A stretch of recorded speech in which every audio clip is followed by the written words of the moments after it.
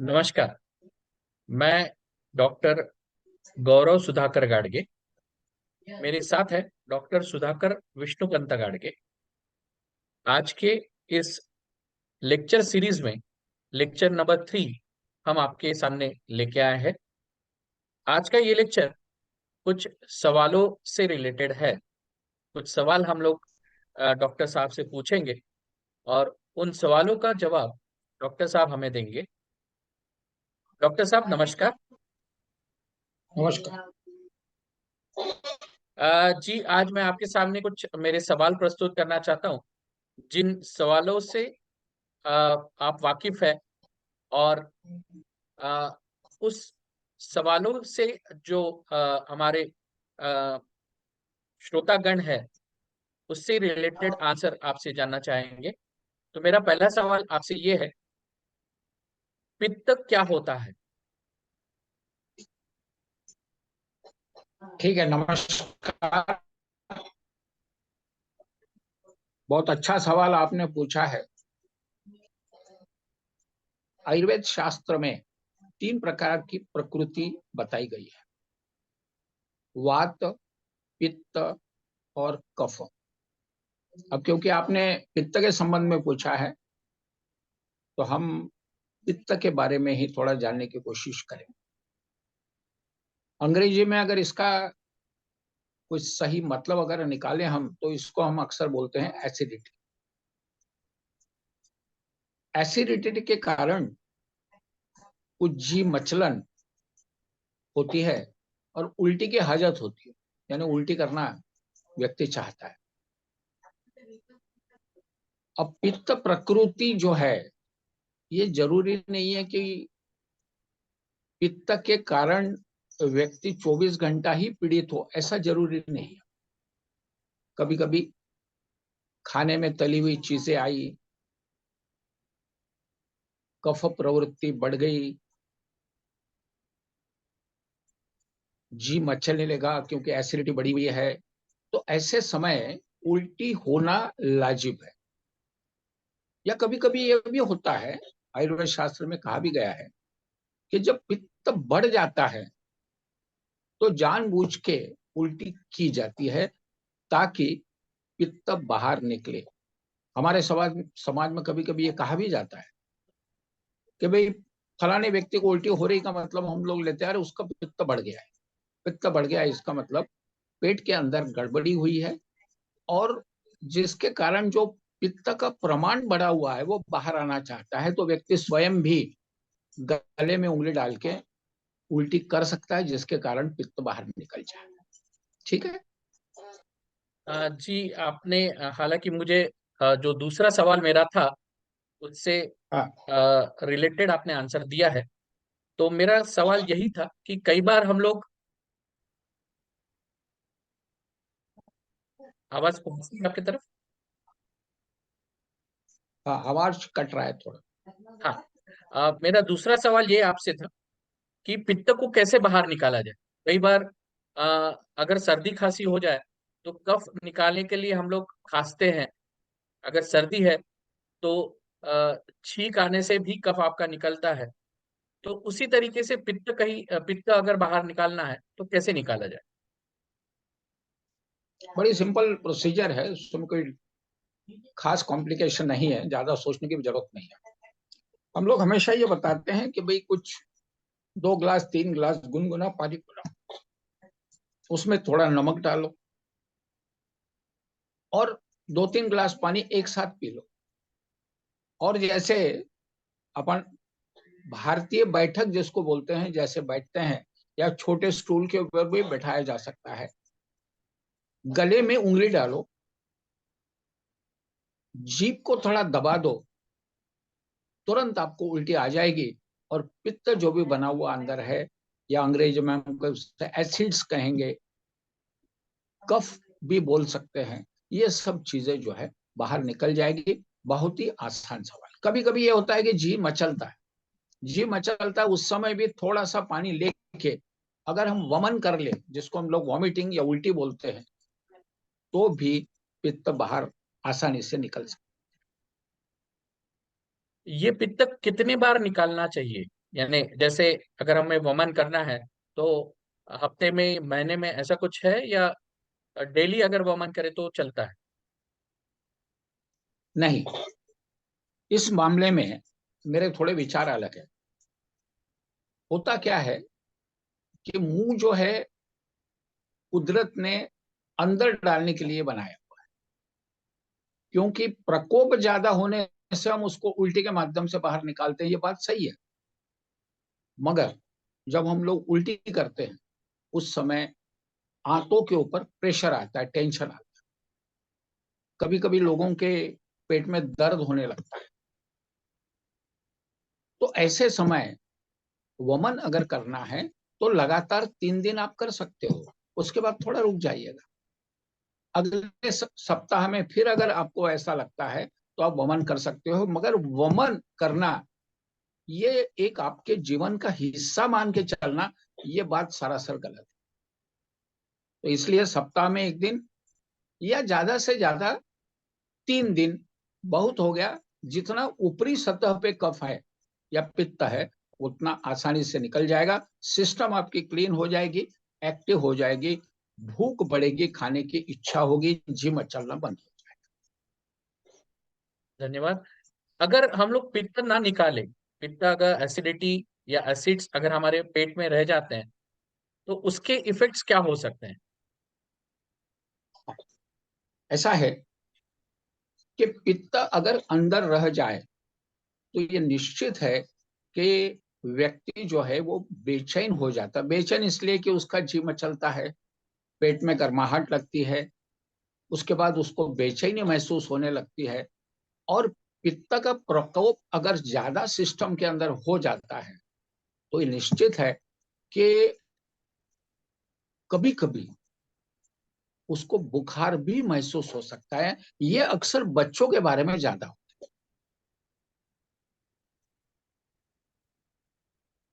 मेरा अगला सवाल, जैसे आपने बुखार के बारे में कहा है, तो मैं ये आपसे ये पूछना चाहूंगा कि जैसे सर्दी, खांसी और बुखार, क्या ये तीनों चीजें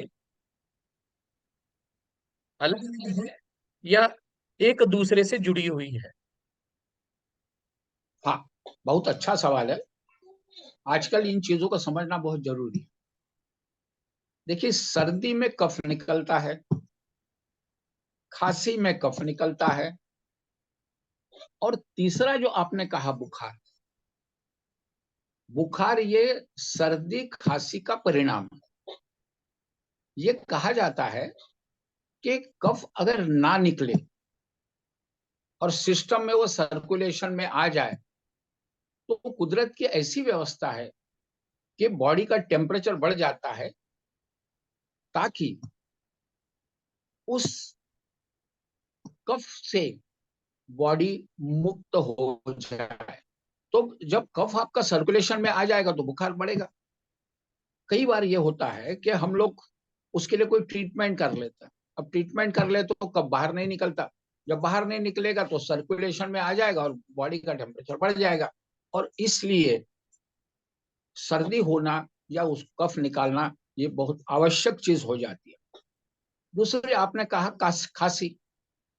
खांसी में खांसी ये वास्तव में शरीर का एफर्ट यानी कोशिश है कब बाहर फेंकने की।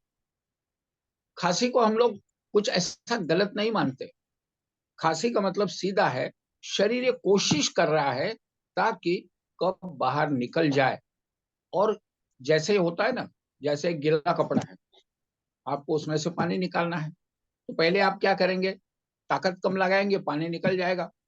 फिर आपको लगेगा कि भाई इसमें और पानी है तो आप जोर से कपड़े को ताकत लगाएंगे और बचा खचा पानी निकल जाएगा। तो वैसे खांसी जो है ये शरीर की कोशिश है कि अंदर तक जितना कप भरा हुआ है उसको बाहर निकाला जाए।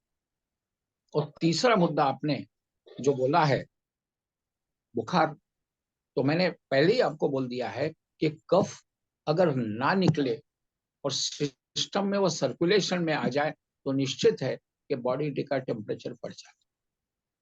यह नैसर्गिक है। कुदरती ये व्यवस्था है, इसमें कोई गलत नहीं है। अगर हम कुछ विश्राम करें, सर्दी निकाल दे, खांसी अगर होती है तो कफ निकालने की कोशिश करें, तो ये निश्चित है कि खांसी भी कम होगी, सर्दी भी कम होगी और आपको अच्छा लगेगा, बुखार से आपको छुटकारा मिल सकता है। धन्यवाद डॉक्टर साहब। हालांकि इन सवालों को इन सवालों से जवाब सवालों के जवाब सुनने के बाद काफी अच्छा लगा। एक थोड़ा सवाल मेरा हटके है। कई बार हम लोग कहते हैं कि हमारे जीवन में पॉजिटिव ऑरा यानी सकारात्मक विचार, तो ये क्या होता है और ये सकारात्मक विचार लाने के लिए हमने क्या करना चाहिए? हालांकि मैं आपको एक हिंट दे रहा हूं ताकि अगला आपका लेक्चर मेडिटेशन के ऊपर अगर रहे तो बहुत अच्छा सवाल। हमारे श्रोताओं को काफी अच्छा लगेगा। तो मेरा सवाल यही है कि सकारात्मक विचार ये कैसे विकसित करें? बहुत अच्छा सवाल है। देखिए, ऐसा है कि ईश्वर ने एक दिमाग बनाया है जिसमें कई प्रकार के विचार आते रहते हैं। ऐसे कहा जाता है कि पुराने अगर संस्कार कुछ आपके दिमाग में पड़े हुए हैं तो उस प्रकार के विचार आपके दिमाग में आते हैं।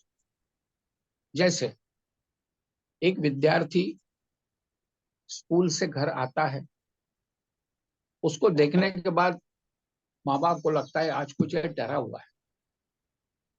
उससे अगर पूछा जाए तो ये कभी कभी ये बोल देता है कि आज मुझे टीचर ने बहुत डांटा। बहुत डांटा तो वह घबरा हुआ रहता है। अब उसमें अगर ये डांटने की प्रक्रिया अगर बार बार रिपीट हो जाए तो उसमें एक प्रकार से निगेटिव थिंकिंग आने लगता है कि टीचर मुझे डांटते हैं, इसका मतलब मुझे कुछ आता नहीं है। तो ये जो इसको बोलते हैं निगेटिव थिंकिंग। सकारात्मक क्या होता है, उसके उल्टा।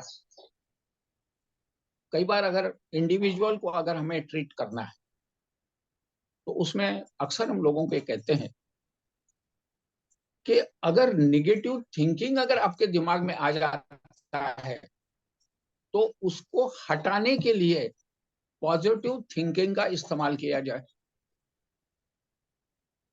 कई बार मेरे पास पेशेंट आते हैं, नर्वस होते हैं, बोलते हैं कि मुझे हमेशा अपयश आता है, मैं कुछ करने जाता हूं तो मुझे यश नहीं मिलता है। कई बार उसको समझाने के बाद कभी कभी मैं ये बोल देता हूं, वही होता है जो मंजूर खुदा होता है। कहने का मतलब ऐसा है कि ईश्वर की जो इच्छा है उसके अनुसार घटनाएं घटती है। अब सवाल ये आता है कि कोई भी घटना का परिणाम एक तो सकारात्मक होगा या उसका निगेटिव होगा। सकारात्मक अगर होगा तो व्यक्ति प्रोत्साहित होगा, अगर उसका निगेटिव होगा तो निश्चित है वो पीछे हटेगा, आगे जाने की उसकी हिम्मत नहीं होगी। तो इसके लिए सबसे बढ़िया तरीका यह है कि अगर कुछ निगेटिव थिंकिंग दिमाग में आता है तो एक तो पहली बार आंख बंद करके साइलेंट हो जाओ। आएंगे विचार, नेगेटिव थिंकिंग होता रहेगा, और उस साइलेंस में एक तो कुछ ना करो, कुछ ना सोचो, कुछ ना करो, और आंखें बंद करके शांत बैठ जाओ। तो जो भी एक नेगेटिव वलय होता है, नेगेटिव एटमॉस्फेयर होता है, धीरे धीरे सेटल डाउन होता है। उसके बाद में पॉजिटिव थॉट्स को जनरेट करो। अगर आपके दिमाग में आया है कि वे मुझसे कुछ होता नहीं, मैं कुछ कर नहीं सकता हूं या कुछ करने जाता हूं तो अपयश ही मिलता है, तो इसको आप न्यूट्रलाइज कर दो कि नहीं, आई डोंट एक्सेप्ट दिस। कई बार यह होता है, मुझे कई लोगों ने कहा कि भाई मैं बस स्टैंड पे जाता हूं और पता चलता है मेरी बस छूट गई। कोई बोलता है मैं रेलवे स्टेशन पे गाड़ी पकड़ने जाता हूँ, मुझे पता चलता है कि गाड़ी छूट गई। कहने का मतलब इसने अपने विचारों में इन संस्कारों को पक्का कर दिया है कि जब भी मैं पहुंचूं गाड़ी या बस निकल जाती है। तो इसको हमको न्यूट्रलाइज करना है कि no, I don't accept this.